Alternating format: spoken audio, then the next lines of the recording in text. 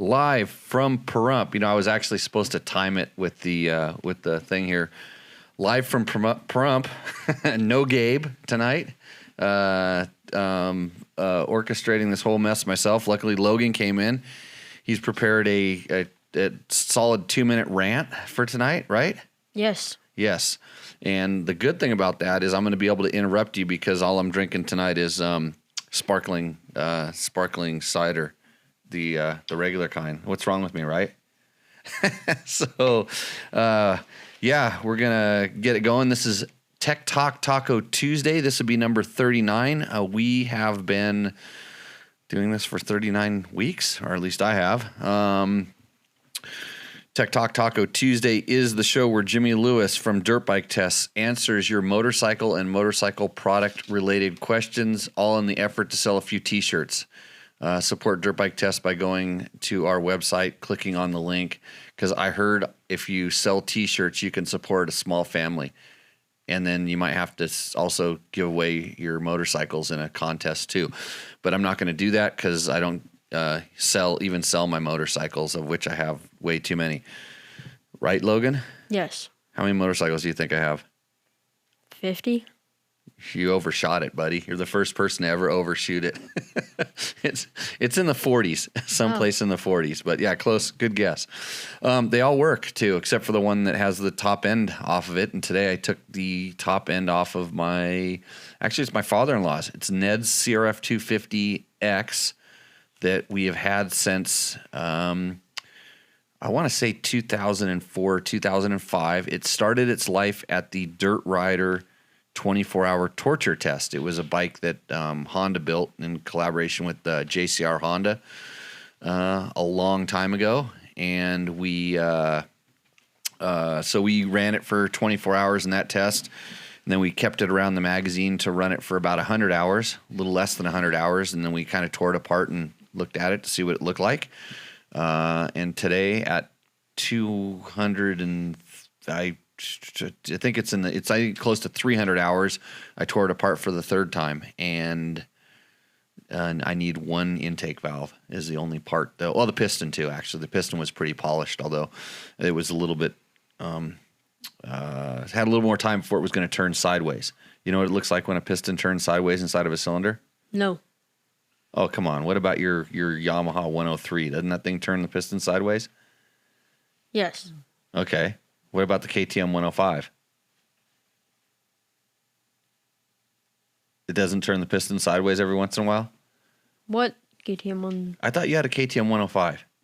No. Just only Yamaha. Yeah. Only the Yamaha. Okay. You had me confused thinking that you had a KTM 105. I saw you on a, what'd you have before that? A KX, did you have a KX60 or KX65? What was your? KX85. KX85. Yeah. And then before that, when I very first saw you riding, you had a KTM 65. 65, right. Okay, that's why I get confused. Because every time you come over here, like on an XR200 or something, or a YZ250F, you have a lot of bikes too, I think. Yes. How many do you have? 5, I'm guessing. 5. Of yours? Part owner. The part owner, yeah. Yeah. How many of them have turned the pistons sideways? Just the 105? A couple. Right. And I did some investigating on this, by the way. I asked somebody who might know. He said that maybe when you started to work on your bikes a little bit more, that's when things started going wrong. Would that be accurate? Yeah, a little. A little bit? So what's the problem? What do you think? What, lack of experience? Yeah, probably, but not. Not. So is the 103 back together and running? Sort of. Sort of. Okay, so here's the problem. You're going to take this bike out Prims this weekend, right? Yes. Okay, and you're racing it. Yes. You're sort of racing it. Yes. Because if your bike's sort of working, that means you're sort of racing it. And I'm sort of going to wager a guess here that piston might turn sideways again. Dad's over there going, it better not. So you got to be careful about that stuff because they get expensive when that kind of stuff happens. Jimmy, did you work on that thing? I did. You did. Okay, you're good with it. Yeah. Why is he giving It me? just wouldn't start today for some reason. Oh, yeah. I was saying, why is he giving me this sort of stuff? That's I think what he sorted. We just had the carburetor off and had to run here. Okay. So we didn't see. Okay. Haven't fully checked it It out. was like the carbs. Carb might be a little gummed up. It was You at know. Western this weekend, and it just. So. Oh, it and stopped. Yeah, I mean it starts though. It just It's- the second you go to give it anything, it falls. Okay. Yeah. You should bring that thing by. I'm offering. I got the ultrasonic cleaner. Yeah. Got. The carburetor before I say I don't know what's wrong. Yeah. Got the ultrasonic cleaner. Yeah. You know what? I'll tell you what's happened. The floats are sticking. I'm just gonna wager a guess. Floats are sticking, or there's something floating around in there that's like if it starts and then all of a sudden they don't work. It's generally like fuel delivery, intermittent fuel delivery, and so you never know. But let's get that thing sort of tuned up so it works perfect. Then you can go race. Yeah. Yeah. Okay. Good. Glad we got to the bottom of that. Right? Yes. Good. Okay. So we have a few questions. Some of these were submitted through on the YouTube videos. Some of them are emailed to me at jimmy@dirtbiketest.com. Some of them even are comments from this Facebook thing, which I haven't been paying much attention to because I'm just sick of digital right now. I want to go analog a little bit more. I want to go analog riding and not be thinking about taking a picture of where I'm at to show everybody where I'm at because I don't care because you don't care. Who cares? Let's see. First question. Christina asks, "Hey, I'm trying to decide between the 2020 Husky 250 and the 2020 Honda CRF 250R. Which bike would suit a smaller rider? I'm a 125-pound, 5'5", and just getting off a YZ 125 and wanted to move to 250, but I'm not sure what brand to go." That's a personal question, right, Logan? Yeah. What would you say? I don't know. You don't know? Why don't you say Yamaha? That's what when you're talking 250Fs, that's what everybody says. Just Yamaha, right? Sure. I mean, that's kind of like they just because the motor is so good. I've always kind of favored those. But being a lighter rider, here's what I know, and I've not ridden the 2020 Husky. That's what it says right here. Those are those white KTM's, I think. And they probably get so pissed off when I say that all the time. We're gonna get a test bike one of these days, I heard. Really? Then I could actually tell you how that works, but it works very similar to the KTM 250, which I have ridden, and the 2020 Honda, which I have ridden. The one thing I know about Husky, especially in the way that it differs from the KTM, is Husky is targeting. I don't know exactly how to put this. Their suspension setup isn't as aggressive, and on the motocross side, they're actually making a diligent effort to make their suspension settings a little bit different in a less aggressive way. So when you start saying smaller, lighter rider, and at 125 pounds, you're probably gonna definitely have to go down spring rates. So no matter what bike you're gonna get. The fact that Husky kind of targets that, maybe the internal valving would be a little bit better. And I will tell you that the 2020 Honda is pretty good. A little bit high strung in the motor department, although the Husky is actually high strung. It just doesn't feel like it. The Honda is high strung and it feels like it when you're talking about the motor. But I think you're kind of, coming from a 125, I don't think either of those bikes would bother you too much. They're all the bikes are so good these days. It's really hard to go wrong. I think, in the 250 class, if you're solely looking at motor, and I know a lot of people, that's all they look at when they're 250 class, the Yamaha is definitely seems like the easiest way to go on that. And then everything else is, in my world, kind of tied for second. It's just what flavor do you want? So, but those are two good choices out of all of them. I mean, the Suzuki, we have one as a test bike, and our guys say they like it a lot because it's very easy to ride. So it's probably the easiest to ride motor, but it's probably the heaviest feeling 250F. And so, yeah. And this was for motocross. I actually emailed her back, and she specifically said for motocross, which helps out a lot. The more information we have, the better. So, Christine, hopefully that answers your question.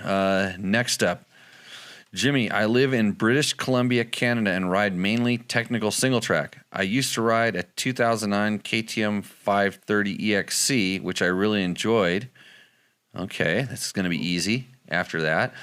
Since 2014, I've been riding a Husaberg.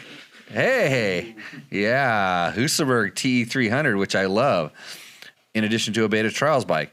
Now that the Berg is getting old, I'd like to add a 2017 to 2019 KTM plated 4-stroke to the garage. My dilemma is this. Do I buy the best bike in the world? He didn't write that. I just threw that in there. The KTM 500 EXC or the white Swedish FE 501. That's the same thing, but different. Or do I get a KTM 450 EXC 6 days edition or a white FE 450? Anyways, so he kind of goes on to talk about me being a fan of the KTMs and stuff, which I am. But he says, I saw that you write good things in Dirt Rider about the EFI 450 XCW when it came out in 2012, which I did. Wait, did I? No, I didn't, because I wasn't at Dirt Rider in 2012, or was I? How long ago was that? 8? That's close. I could be there. I think I might have rode a EFI 450 when I was there. I'll tell you. Let's see. Can you share some insight on KTM's long stroke 500 versus the short stroke 450 motors for an all-purpose plated enduro bike? I've read a lot of fabulous reviews on the 217 plus 450 enduro bikes. The idea seems that be the loss of torque compared to the 500s and more than made up for by the gains in agility, sense of lightness, and controllability. What has your experience been? Dale, cheers. Man, I'm. It's been a while since I've ridden. Those motors have changed so much. Just in the last few years, they've really been. And until you look at the motors side by side, they've been shrinking that 450, 500 motor package down. And I don't really know where they're getting the displacement, if it's still a stroke thing or I haven't paid that much attention to it. And I have not ridden the 450s a whole lot, only a little bit. But I really like the torque. You didn't say how big you were either. If you're a lighter guy, it doesn't make so much difference. And the fact that you liked a 2009 KTM 530, that's confusing. Those bikes were horrible. I remember I liked them when I first rode them. I thought I liked them. I actually liked the 400 in that chassis, but the 530 was kind of a monster. Yeah, I haven't ridden them enough to give you a real definite answer on that. I think, man, if they have the demo rides and stuff, that's what's awesome about going and doing that, to be able to feel it for yourself. But it kind of comes down to how much do you like torque, the chug chug chug, versus having it rev a little bit. And then I remember the older 450s seemed like they put out the same amount of power as the 500s, but now with all the emission stuff coming in, and if the 450 has the same emission stuff, you're going to be missing that little bit of displacement even more. Go with the 500. It's just easy. That way I'm consistent, right? Yeah. So, let's see. Fletcher asks, he was asking because of lighting. Speaking of lighting, I have a 2019 KTM 300 XC, and I can't seem to find information anywhere on the stator output. I don't need much, just some good emergency lighting would be okay. Thinking of a 25-watt LED orange lens spot flood combo. Well, you're thinking about a lot of light right there. Not 25 watts, but a lot of different stuff. So basically, the manual will tell you exactly how much power is coming out of that ignition someplace, the good manual. And with 25 watts, it's not going to be an issue. You basically need to just get a kit that goes directly to the battery and then put the switch on the handlebar and call it good. That's how, like, all the Baja Designs lights that I run, I think those are pulling 35, maybe a little more watts on. So, and I've never had them even drain the battery that much. And Baja Designs makes really good lights, and you just get one of their little, just a squadron. Even the low line squadron will make you very, very happy. And they usually have almost a plug and play kit with that stuff too. So let's see. I am not taking phone calls today, by the way, because it's not enough people here to make that stuff. Todd Kelly tells me to stop hating. Who did I hate on? I don't know. You don't know who I hated on? Did I hate on you? It might have been the Husky, but No, I think I was hating on you. I was picking on you. So, might have been that other brand. Todd, what do you ride? Does the XR650R with electric start work? The one that I have in my garage? Yeah, it works. I can probably get to electric start a few times more. You want to buy it? Morgan, hey Jimmy, haha, sideways pistons are awesome. You know what Morgan does for a living? Morgan does he does a Gospel of Two Wheels podcast video show. I've been on that once before. And he has Montrose, what's his name of his Highland Cycles is what it's called. I remember. I have a hat. I should be wearing his hat right now, but I'm not. And Morgan likes you know why he likes sideways pistons? Because they fix them. They like fixing that stuff. That's what they do. So if you're in the Montrose, Colorado area and you need to have your bike worked on, go see Morgan. Good guy. Greg Yoder says, doing a CRF 250R top end. Done tomorrow with new OEM head and Del West titanium intakes. Good. I'm going with steel. I think I'm going to put in, what I took out was steel Pro X. I think I put the steel intake Pro X intake valve kit into it. And so let me tell you a story about this bike. It had 100, I think it was, I calculated, I was like, well, just shy of 100 hours on, something like 96 hours on it since I put them in there. And the intake valve moved 3/100ths of a millimeter, so it went out of spec. Is that right? 3/100ths. And it was enough to where the bike started to get hard to start. It wasn't blow by any means, but it was just the bike was acting a little bit funny on cold start. And so I went ahead and checked it. And when I decided, when like 100 hours, it was time. So the piston was pretty polished. It's funny because those CRF 250 pistons, they polish themselves pretty good on one side and right underneath the ring on one side and way down on the bottom of the skirt on the other side when they get that much time on them. The cylinder looked perfect. Everything in that motor looked perfect except for that one intake valve. And so I'm just going to go ahead and replace both of the intake valves, put a new valve guide seals in it, and slap it back together with some new gaskets and a new piston. And I think I'm going to put a new stock piston in because I just happen to have one laying around. So that's cheap is the way to go there. In the piston before it, I believe I got I'm pretty sure it was a Wiseco, and I got 100 hours out of that thing. And it did not look as good as the stock Honda one that I just got 100 hours out of, if my memory recalls. Let's see. No. What San Felipe Bob? What broke on my XR650 was the gear that they push onto the flywheel. That gear is getting eaten up, and there are no more left. Actually, Alan Roach at Baja Designs had a couple spare ones stashed away, and then someone broke into one of their shipping containers or something someplace, and they managed to disappear. So there's no more in the world, and that's the thing. Hey, Jimmy, where in the holy hell can I find a sub-mount for a Scott's damper mount on a BRP isolated mount on a 2020 300 XCW? Scott still doesn't have anything.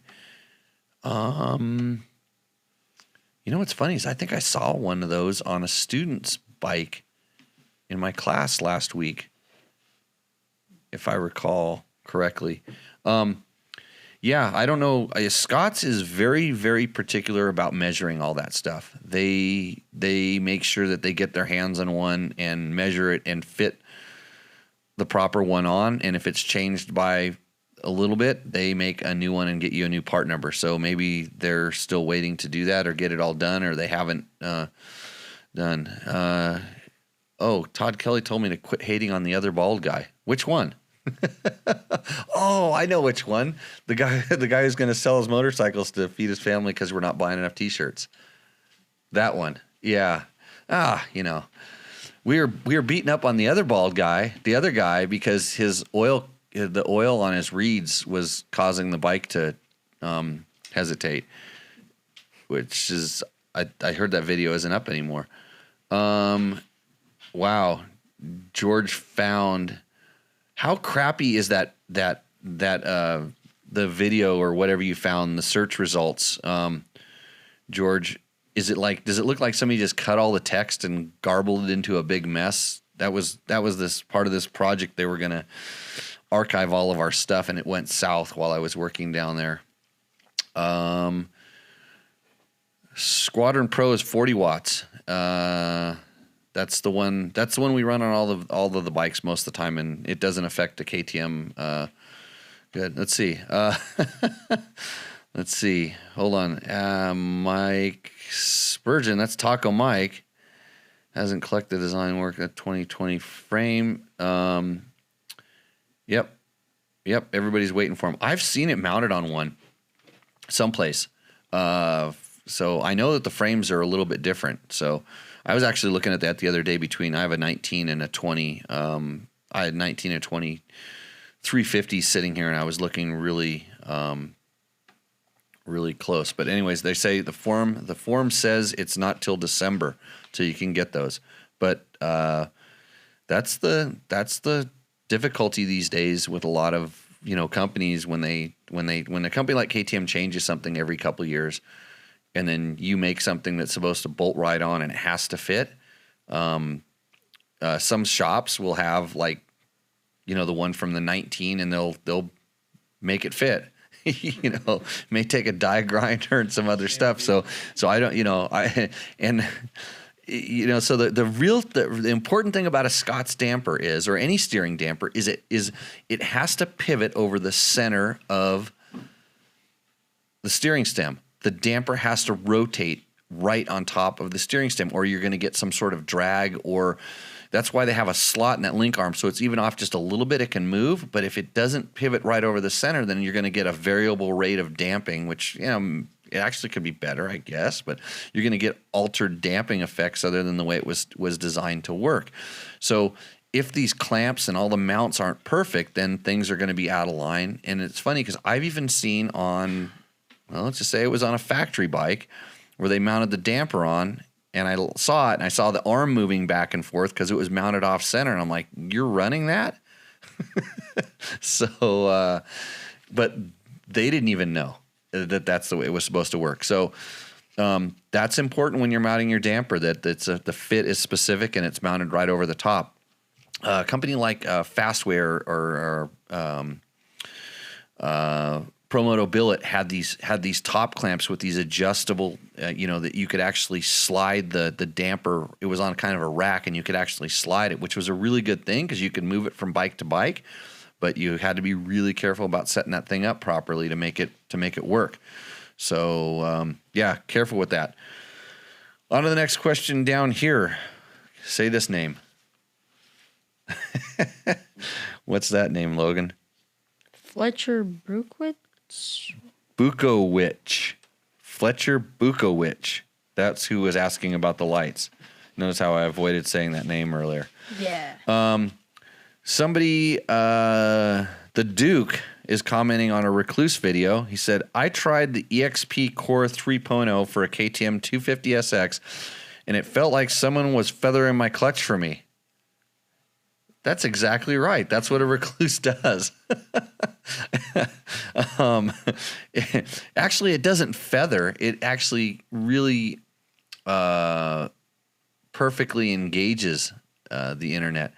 Or the internet. I'm reading the warning that just says our internets are slow here. It perfectly engages the clutch. So like feathering, unless you're feathering the throttle, the Rekluse probably isn't feathering your clutch. But a lot of times, especially when you're new to the Rekluse, you don't trust it and you feather it and the Rekluse fights back or works with you, however it works. Start seemed okay, but I think I can now tell who's running one now. So you mean... you know that there's like pro riders that were running them and stuff. Is that what was going? Anyways, it has a high gear lugging sound. Yes, that's how you can tell. Well, when people are trail riding with them, when motocrossers are doing with them, the motocross guys are using them more like an anti-stall. So they don't. So they're using them. They set them up so they work kind of like a slipper clutch. And you said 250 SX, so that's why I'm starting to talk about motocross now. Although most people ride their 250 SXs off-road. But anyways. So also, I can't tell if my bike is in neutral anymore. Yeah, they make bikes with neutral indicator lights for people like you. Oh, this is good. I made a mistake thinking I was in neutral, and it took off. Be careful. Make sure your kill switch is always working. Yes. Product liability lawyers love guys like you, Duke. So don't go see one because I like my Rekluses and I do not want my KTM 250 SX to come with a neutral indicator switch. Nor do I ever whack my throttle when I'm not supposed to. With my biking gear, with my Rekluse. Actually, I set my Rekluses up so tight that if I'm not holding the brake, the bike will be dragging. So it's kind of hard to not notice it. Like if I just park my bike with it in gear on a Rekluse, it'll pull the bike off the kickstand. But your bike doesn't have a kickstand either because it's an SX. So Curtis Kelly asks, what is the best way to break in a new pair of MX boots besides just using them? Logan, what do you do when you get new boots? They're not new. What? Okay, whose hand-me-downs are you getting? His cousins. Yeah. Yeah. Okay, so what I just took from that is, Curtis, you need to get some cousins that have they're growing a little bit faster than you and get their boots. Or if you've stopped growing, you just see if you can get their boots. No, I'm always wearing new boots because I'm just that fashion icon that you see in the photos all the time, and all I get to wear is new boots, so they don't bother me anymore. And most of the time I'm wearing seedy boots, which in all honesty, because of the hinge, do not require that much break-in in the ankle, which is usually where people are talking about for the break-in. So the best way to break in a new pair of MX boots is to buy a hinged boot, and then you don't have much break-in to do. I have seen people do things like oil them up quite a bit, but generally the leather, they use some leather treatments and stuff, but generally the new boots are pretty soft anyways. It's usually the plastic pieces that are stiff, what's keeping it stiff. And that's kind of something you want in the boot. When they start feeling, quote, broke in, a lot of times some of the protective characters are gone. But I've also seen people that would take them and stand them in water, like, basically soak the boot and then wear it around to help loosen it up. But man, when they dry up, I don't think that's a good thing out here. It would be bad out here in the desert. But I just ride them. And do you use any product care for them after use? Yeah, I pressure wash them, which you're not supposed to do. I leave them laying around outside in the sun, which you're not supposed to do. I actually wear out boots quite a bit, and I'm very lucky to be able to get quite a few, because that would probably be, besides tires, that would be my biggest expense when doing that stuff. Somebody in here using the internets? Is that thing frozen up? No, it is. Yeah. It's been frozen. Yeah, we're having issues again. I had my IT tech guy come in here, and we got all kinds of new routers, and there's extra computers sitting over here, and it hums and hisses, and now we're having internet problems again. We're actually on the wrong network is the problem. We're on the slow network, not the fast one, but we do what we can do around here. I can't blame it on Gabe because he's not here either. So, let's see. Seth Cooper. He says, I just acquired a 2001 KTM 640 LC4E. I'm sorry. Mostly for nostalgic reasons, as I used to drool over these bikes when I couldn't afford one. I understand that, actually. I had a couple of bikes like that. Nonetheless, it's a bizarre bike to me. Oil in the frame and just the way some of the components are designed. My issue is that many of the parts that didn't cross over to the other models have been discontinued, and the aftermarket is virtually non-existent, aside from bearings. And those things actually ate bearings. If that was probably one of their weaknesses. Is it even worth holding onto a bike like this when you have to look for other owners parting out old bikes just to scrounge in eBay, or just dump it while I can still get my money back? Yeah. Unless you really, really like that bike. Yeah, I would say, ditch it. Doesn't it vibrate? How's the vibration in that one? That was the fatal flaw, and hence why they were hard on the main bearings. The crank main bearings, seemed like the first thing to wear out, and everything else was, they were pretty indestructible, other than it would just shake everything else off the side of the bike. And KTM wasn't exactly what KTM is now back then. That was kind of end of an era of that whole bike. So yeah, I would try to dump it, or if everything works on it, you could part that sucker out, because I guarantee you the stuff that works on yours is not working on other people's, and you could probably do okay with it. Just guessing, but yeah, I'm glad I don't have one of those anymore. I had a 94, so that thing had how long of a run was, so that it was 94 was the first year of the 400, the LC4 400, and I put a solid 100,000 miles on that thing. That was a beater.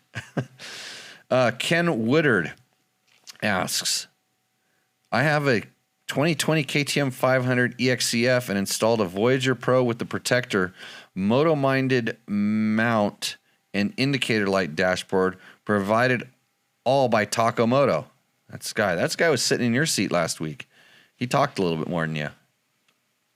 People probably said I should shut up and let you talk. But anyways, we'll get back to this. My question is, on the dash panel, I would like one indicator light for low fuel and one indicator light for the EFI engine light. Do you know which wires in the bike's harness are positive and negative for each of these indicators? Man, I am really, really smart, but I'm going to have to say no, I don't know. Owner's manual will tell you. And you know how you can find out, though? If you pull your headlight shell off and you look at those two lights which are on your stock thing, and you look at the color of the wires that are going up to those two, and you just follow those wires back down into the wire cluster where it plugs into the thing. Is one of the Willy Boys? Yep. Willy Boy's running Navajo. They're owning it down. Just trace the wires back to where it goes, because those two lights are on your current dash, and figure out that way. You don't even need the owner's manual, but I don't know what color those lights are, nor do I have a 2020 500 EXCF sitting around here to do that. In fact, how did you get a 2020 KTM 500 EXCF? Because KTM says they don't even have any to give us to test. Actually, I know what happened. They were sold out. They are sold out, and there's no reason to give them to media, so they're going to wait till they get like the second shipment of bikes coming in, and then they can let us ride them. And then why don't you tell us how that bike works? Yeah, you got a lot of cool stuff on it. All those parts. Steve Conklin asks, in transitioning from... Here we go. Transitioning from relatively sea level altitude. That's kind of a weird word these days, you know? Didn't we talk about that in one of the other shows? Didn't we talk about transitioning? I can't remember. I know that we did. From relatively sea level to altitude of 7,000 feet, is there an algorithm to determine how to rejet a carburetor on a 05 Honda 450X? Well, number one, you don't want to say a logarithm like I do, algorithm, I just hermetically spelled it. Actually, the other thing you don't want to do is you don't want to take a carburetor off of a 05 Honda Sierra 450X. I just did 2 of them this week, believe it or not. And there's a lot of different ways to do them, none of which are good. But I will tell you, if you take the gas tank off and turn the carburetor sideways a little bit, you can get to the main and the pilot jet if you're careful. And then you can also get to the needle. An algorithm. There are charts in the manual that I don't know if it's in. You know what? On that bike specifically, there is no jetting advice at all because it's a carb compliant. It's a carb compliant thing.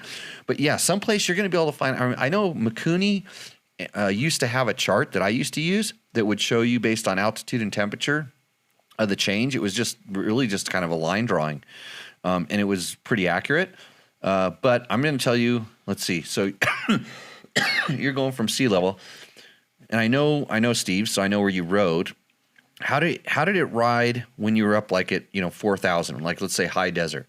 If it was fine at the high desert, you're really only talking about like a 3,000 or 4,000 foot gain in all honesty. And those bikes are kind of lean to begin with. So I don't know what you've done. So a lot of times you could take the stock Hondas. I remember because I did it a few times pretty high up in Colorado before they really started running all that bad because they were lean.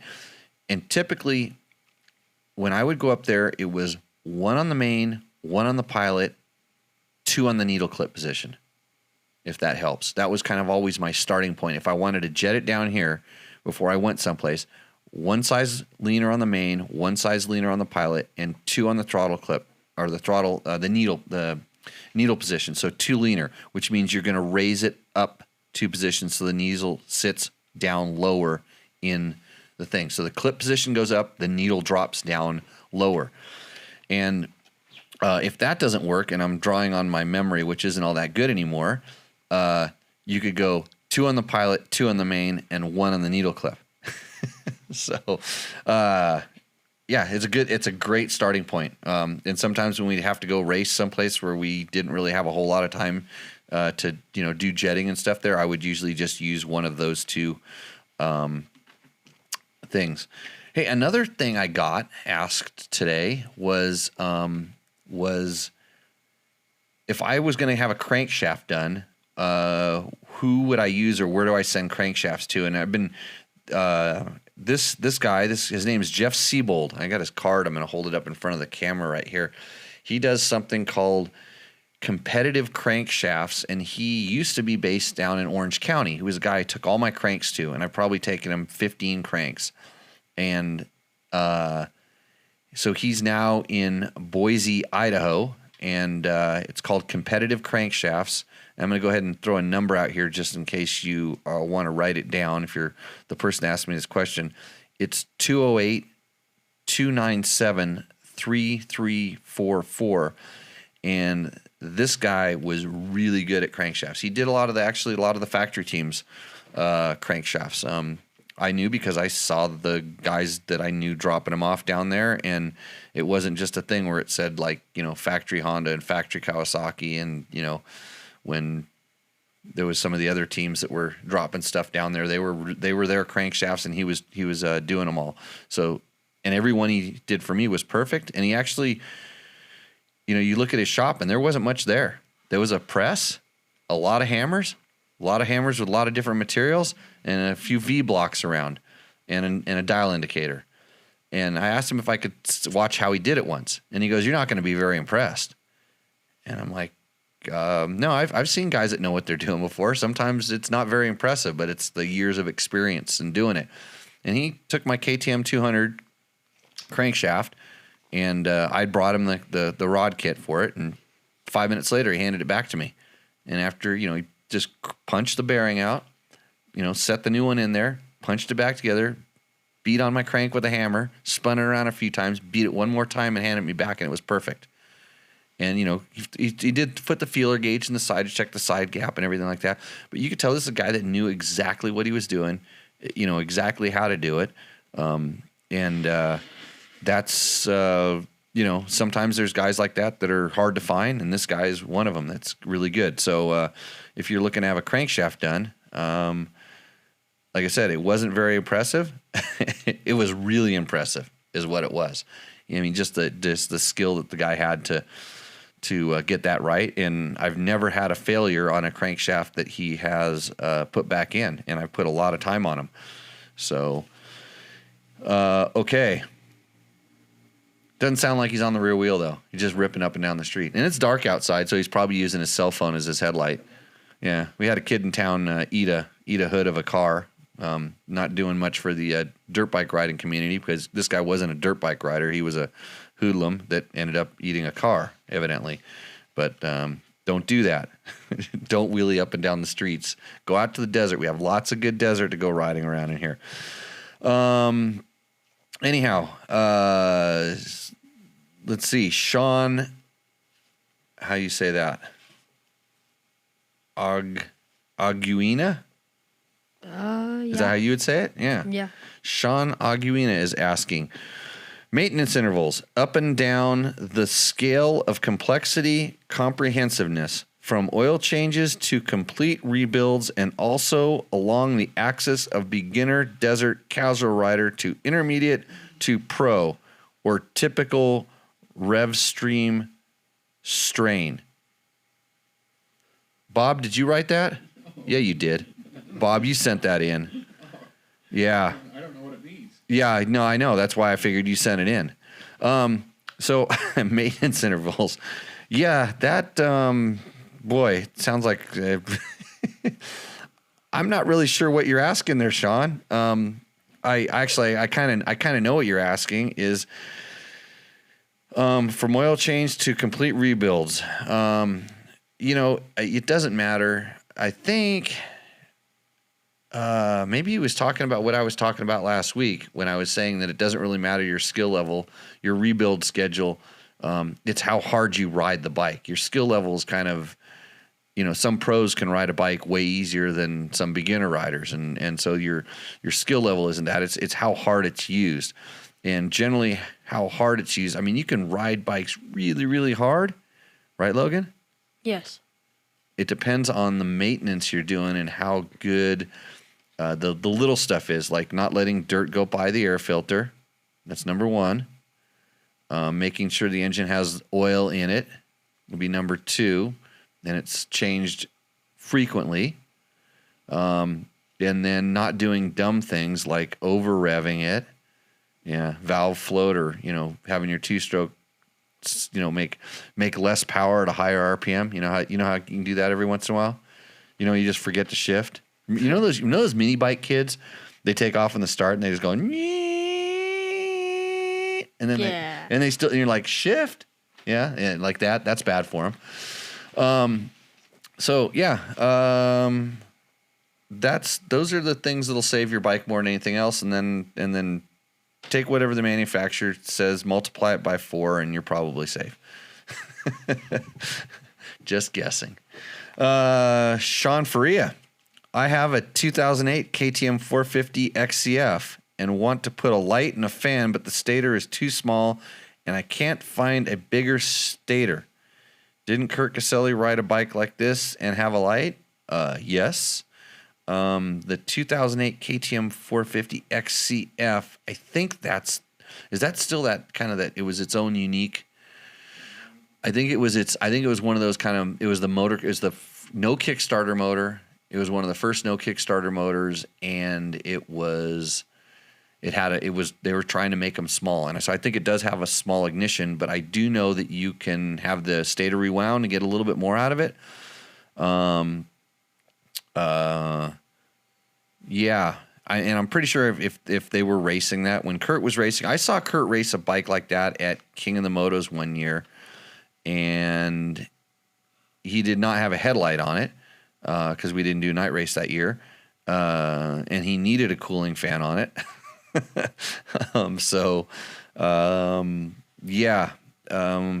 maybe you need a different bike. The 500 would be really nice in your garage, I think. KTM 500. Yeah. Or I know a guy that's going to be selling a 2001 KTM 640 LC4, and it has a big light and a cooling fan on it.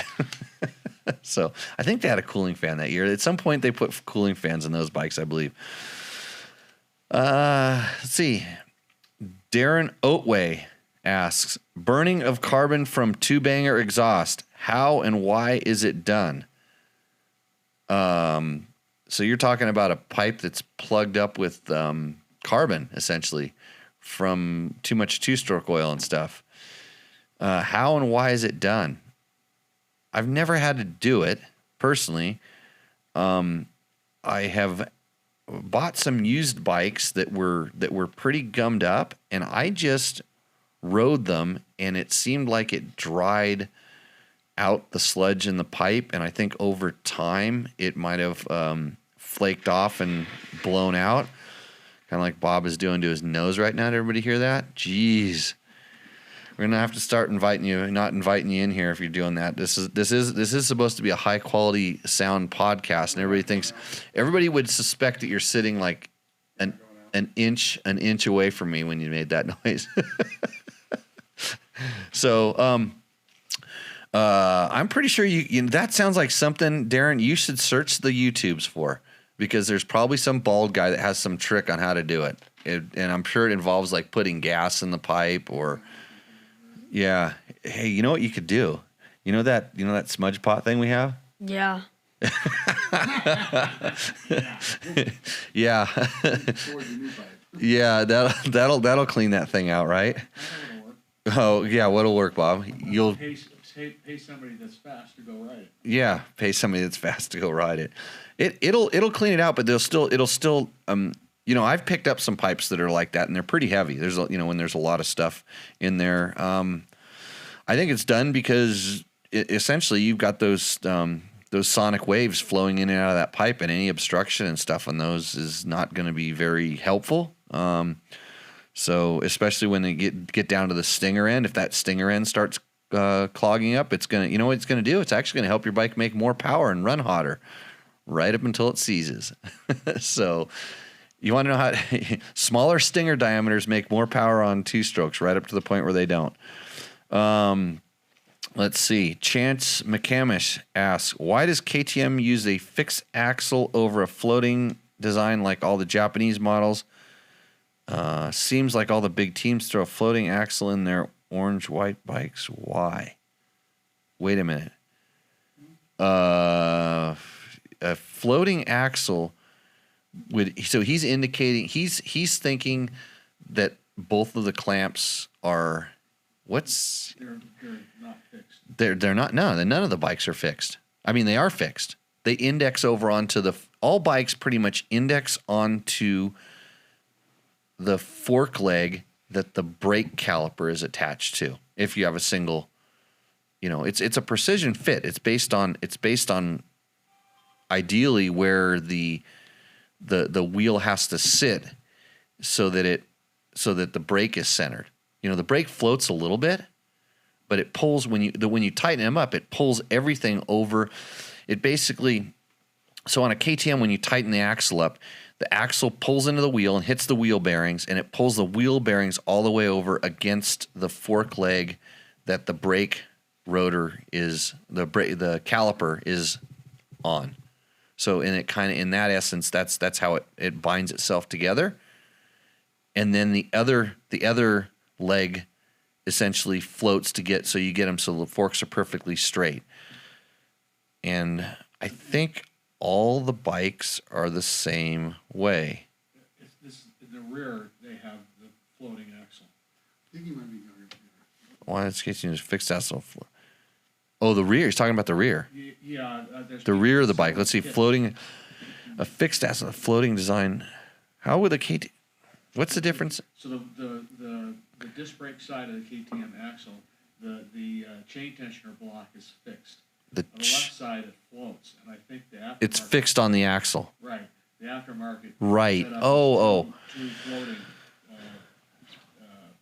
So he's talking about the rear axle. That's a good question. I don't. It seems like all the big teams throw a floating axle in their orange white bikes. Are they running the same? The question is, are they running the same diameter axles? Which would they? I know they change those a lot. I know that they're running. I guarantee you that they're running titanium axles. Well, I can't guarantee you that, but it wouldn't surprise me if they're running titanium axles, and maybe the titanium doesn't embed into that fixed piece as well as like the steel axle into the thing. Yeah, I know. There's lots. I've seen some really light axles and stuff like that. I would say it could be for strength. It could be for when you're doing that stuff. I've had those crack, by the way. When the KTM's actually on both sides, I've had those because they make them pretty light, the stock ones, and I've actually had the ones where the axle threads into it crack. So.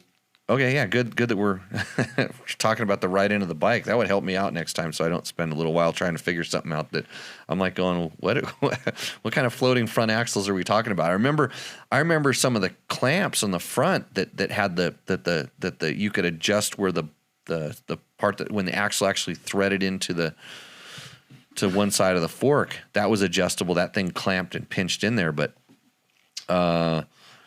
yeah. I think it's probably first. I don't think it's anything too tricky. Probably just because they're running lighter axles and things like that.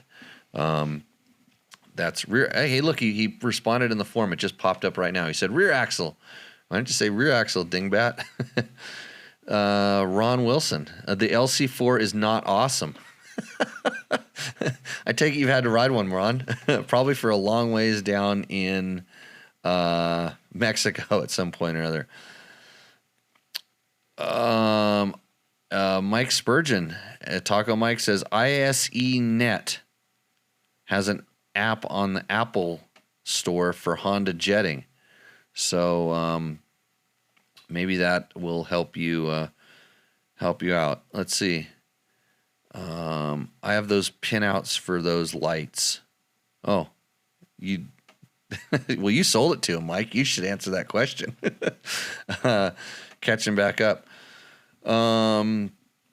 Let's see. I got a lot of friends that are down in Mexico for the Baja 1000. Yeah, I don't care much. I don't miss it. Have you ever seen the Precision Racing parabolic damper? Thought on if you have any experience with them. Rick, I have seen them. I've ridden a couple bikes with them. I didn't seem to care for them right off the bat, but I didn't really test them. It just seemed, and I think it was the customers that had them kind of cranked up. What are you doing, Logan? Getting ready to do your rant? Sure. Oh. Uh-oh, what happened? You lost your train of thought? I thought you're falling asleep on me over there. You only got 5 more minutes. Is that your dad on your screensaver? Yes. You wrote down your rant. Yes. That's good. That's preparing. Okay, what are we going to talk about? The 6 days. Okay. Enduro. Awesome. You know what's what's pretty cool? What's pretty cool? How America won. Good. Let's go. I wasn't even going to talk about it. I don't talk about too much racing, but go for it. It's your segment. You've got this. So the 6-day Enduro is like the Olympics for dirt bikes. Right. And it's the International 6-Day Enduro, ISDE. Yep. And every country send their best guy. Yep. Well, they send Best four guys, correct. And so their moto counterpart is the Motocross of Nations. Right. And so many people are kind of mad on the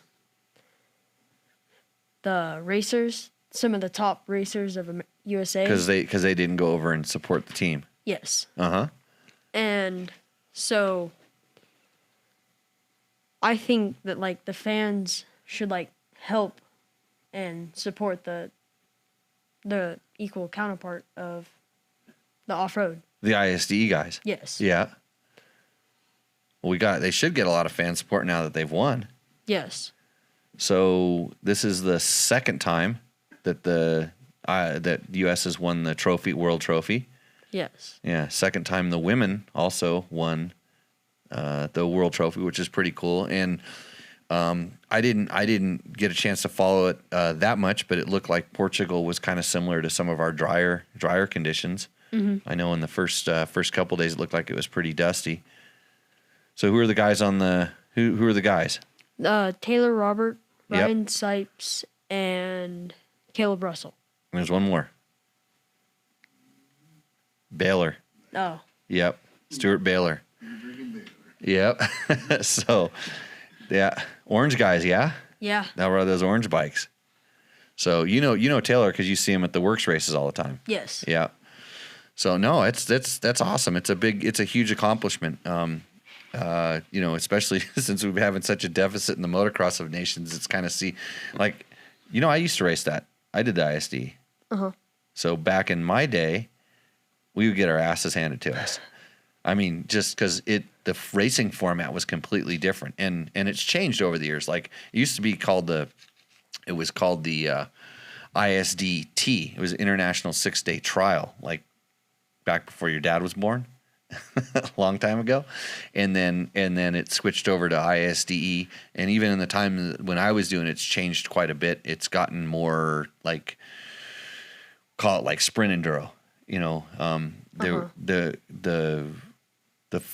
tracks, the special tests and stuff. Like we didn't walk every special test because they have really long terrain tests out in the woods and stuff that would go on for long distances. So yeah, it's an awesome accomplishment. The good thing is since we have now these sprint enduro races and sprint enduro things, now all of a sudden we're racing a very similar type of racing here, because whenever we would go do ISDE, all of a sudden, we'd be doing like hare and hounds or national enduros, which are timekeeping enduros, and then we'd have to go over and do this thing that was completely foreign to us to race. Yeah. They just out of nowhere, you just got to pull it out and go fast for 4 minutes. Just pin it. And so that was kind of crazy. So you're pretty stoked.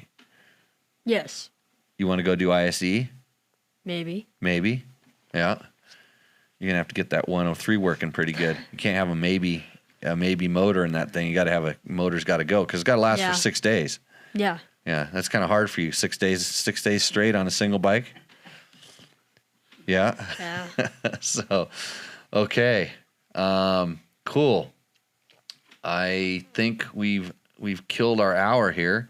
I'm gonna see what else we got. Do we see any other things pop up? Felipe broke his leg on an LC. Yeah. Oh boy, yeah. You know what?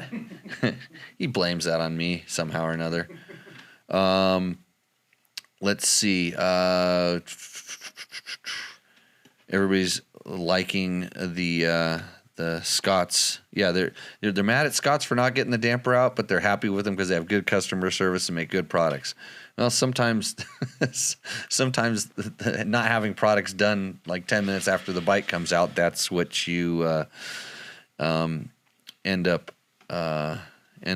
And somebody says 50 hours of racing on one motor. Yeah, that sounds normal at the ISDE. Yeah. Yeah, they're riding 4-strokes these days. Yeah, I think all of our guys were on 4-strokes. Yeah. Yeah, I can't even remember which class is which when it's E3 or E1 or E. I liked it when it was the displacement size because I'll get confused because I'll think E3 is a 500 one week and then the next week I'll think an E5 or E3 is a 250. And I'm like, which one is it? So, but yeah, congratulations to those guys for taking it home for the women's team. Even the junior team got second place, which is pretty good. And we won the club team. It was I'm trying to think of the name of the company. They make the vibration dampening handlebar things. I'm going to think about it before I sign off. It's I should know this. We talked about them last week. What's the name of the handlebars? Fast? No, the other ones. No, it's Mako, the Mako 360. So they were the sponsor of the club team that ended up winning, and that was who was on that? Ricky Russell, I think, is one of the Yamaha guys. Is he still on the Yamaha? Huh? The other Baylor, maybe? No, the other Baylor was on the junior team. Yeah, and I can't remember the other riders' names, but again, I'm old. I don't follow the racing that much anymore. Just looking out to get to do some trail riding. So I should spend more time like trying to figure out how to, sell my bikes on the internet or take you on free sell T-shirts. That's right. Buy a dirt bike test T-shirt. We have maybe 3 or 4 more left in stock, and then I've totally made it. There we go, Mike. You got it. XC Gear. It was called the XC Gear cross country team. So awesome for you guys for getting it. And Mark, you spelled Mako wrong. You spelled Mako like M-Star, like that company back in the old days. Those are the bikes that I wanted to ride when I was a kid. I was never able to. So they're kind of like what you kids think of Husabergs now. So, okay, with that, we are gonna sign off for Tech Talk Taco Tuesday. We'll be back at some point or another. Maybe we'll take a week off. I don't know. We'll see what's up. Got Thanksgiving coming up. I'm going to go do a whole bunch of dirt bike riding, and it's going to start raining. It might even be raining as we speak right now. I haven't heard the Willie boys go by for a while, so they're probably getting their pants wet, and then they had to go home. So, okay. From Pahrump for Logan. Logan, say hi. Hi. That was your 28th word tonight. Yes. Yeah, good job. So we will see you in the future. Cheers.